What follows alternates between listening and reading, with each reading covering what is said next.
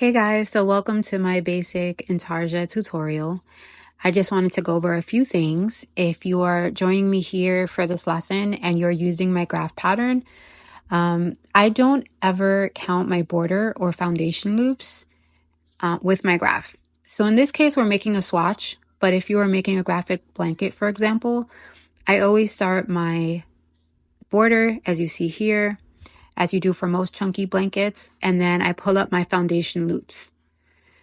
With that being done, after I have my 11 loops in this case, I then start working from the left corner or left bottom corner of the graph.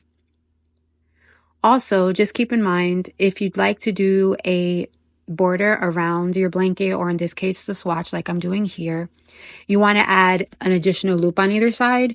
That is your border loop. So when I started, I did 13 loops.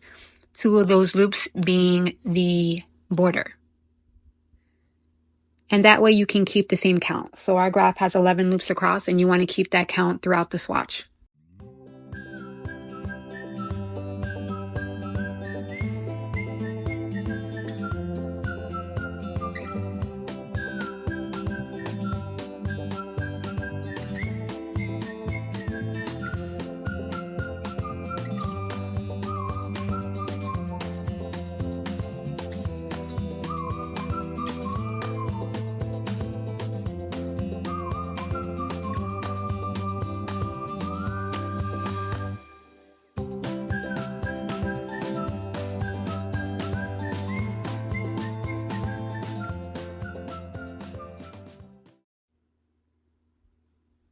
Okay, so we finished row two, and now we're on row 3, where we will actually have some color inserted.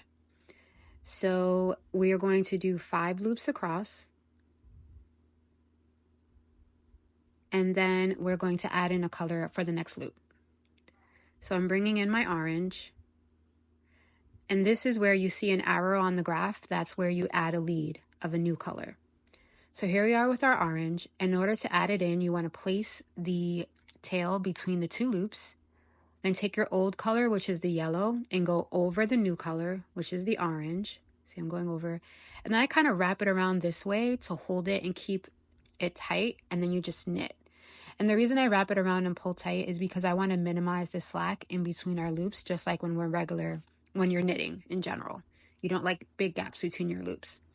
So now we're going back to yellow. So we're going to do that again. We're adding in our yellow. Then we're taking our old color, which is the orange, putting it over the new color, which is the yellow. Wrap it around and then knit with the new color. And then we're just going to continue on with the yellow to the end of the row. So I just want to show you here what it looks like in the back, where we have the loops wrapped around, and this is what it looks like. So now we're going to continue just knitting the yellow all the way until the end of the row.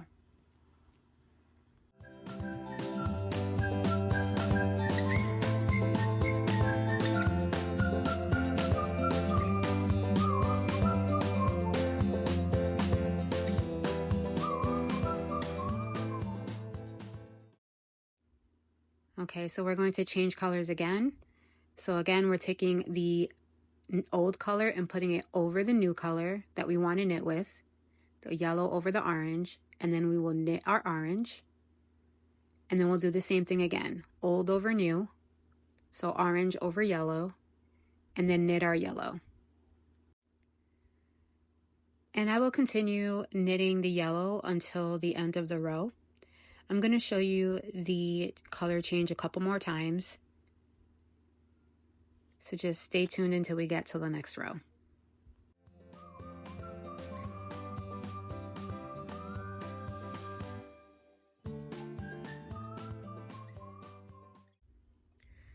So in this row, we are going to expand the orange part.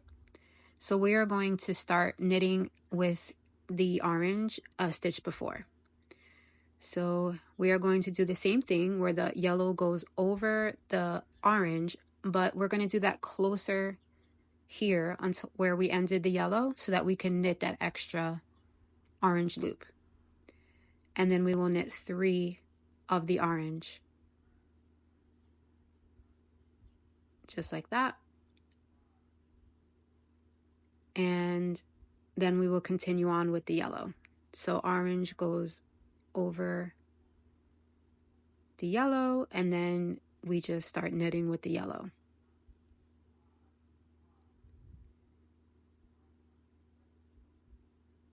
And we're going to expand the orange as we work up the heart shape. So it'll give you some practice on the scale.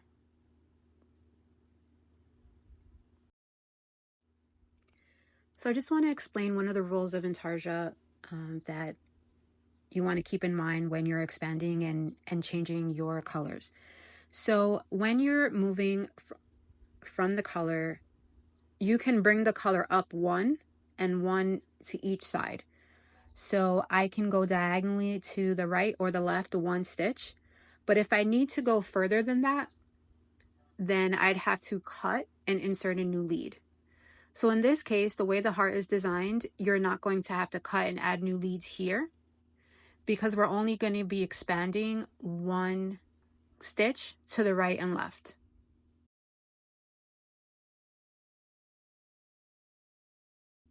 So here we're going to expand again on this row. So we're going to take the 2 colors, bring the old over the new, and we're just going to knit here to expand this row. So now we'll have a total of 5 orange, if that makes sense. And so we'll knit across 5 orange. The hardest part is keeping your yarn from getting tangled. And now we're going to go back to the yellow. And we're going to repeat this throughout the rows. So here we're going to go orange over yellow and knit.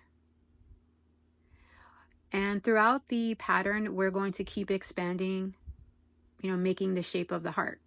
So you'll have to keep bringing your yarn over 1 stitch as the graph instructs you to do that. It's not every row, but it's pretty close. Here we are, old over new, and then knit.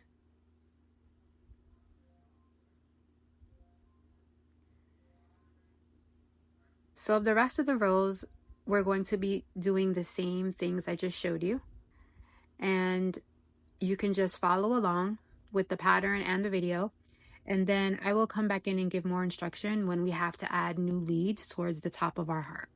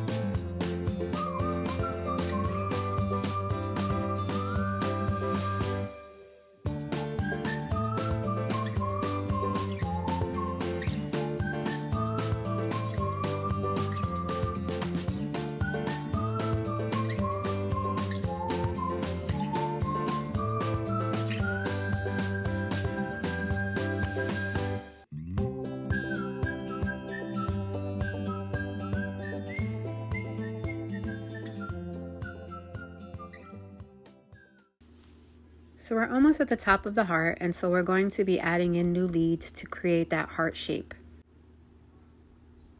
Okay, so here we're going to add a yellow lead to get the dip in the middle. So here's our yellow, and again we just place it between the two loops and then old over the new, and then knit with our yellow. And once we're done with our swatch, or if you were done with your blanket, you're going to be pulling all these little tails to the back for finishing work. So now we're adding in another orange lead. And just to explain the reason why, again, old over new. When you are knitting with a color and you change over to a new color, for example, in this case, when we're knitting with orange and change over to yellow, that original orange lead, we can carry it up to the next row, one loop up, one loop diagonal to the left, and one loop diagonal to the right. However, we can't carry that lead into the same row in a separate place. That's why we have to add in another orange lead, even though it's the same color. I hope that makes sense. This is definitely a good way to practice and learn. This is very basic. If you want a more in-depth tutorial, I would recommend you check out Stacey James and her beginner lessons. She has beginner patterns available at her Etsy shop called Spooling Around, and I'll put the link in the description. All her beginner tutorials come with a link to a very in-depth Intarsia lesson that she has made. That's the way I learned Intarsia, by using one of her patterns and watching her videos. She is a wealth of knowledge. She has a Facebook group also where she is always happy to talk and chat and give tips. So if you don't follow her, and you're interested in Intarsia, I would definitely suggest you check her out. And like I said, all her beginner patterns come with an Intarsia lesson linked in, which is amazing. So I can't recommend that enough.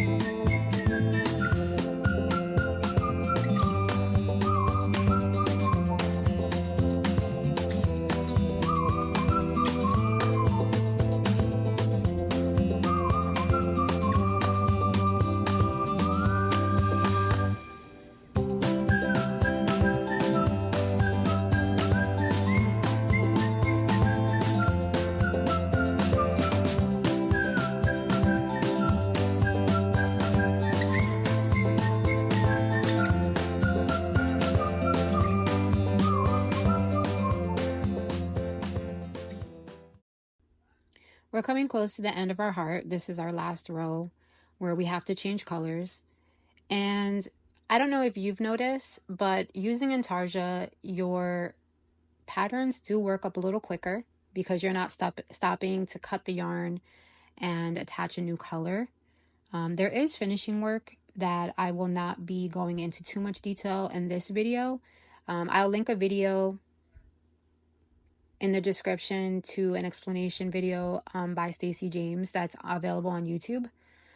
But, you know, it's a trade-off. So the finishing work can be a little tedious, but overall, once you get really good at your finishing work, your graphic work will work up a little quicker when you're using the Intarsia method. Now, I'm not knocking the cotton bird method. I still use the cotton bird method in lots of different patterns in my blankets. I think this is just an additional skill that you could learn. It can't hurt to have additional skills. And I've loved using Intarsia because it's enabled me to do a couple things in my plushies, for example, that I couldn't figure out how to do without Intarsia. So again, just another skill for you to learn. And now, since we're done with that, I just want to show you in the back here all the leads that we had in. We're going to snip all these. So I'm just going to grab my trusty scissors and cut Now we're leaving the one yellow because we still need that one, but all these extra ones we're going to cut. And I like to wait until I've knitted a row up above where I end with my leads before I cut them, just because I don't want to pull them out by mistake. That's just something that I do. And now I'm going to knit my last yellow row and finish off the swatch with a border as if I was finishing off a chunky knit blanket.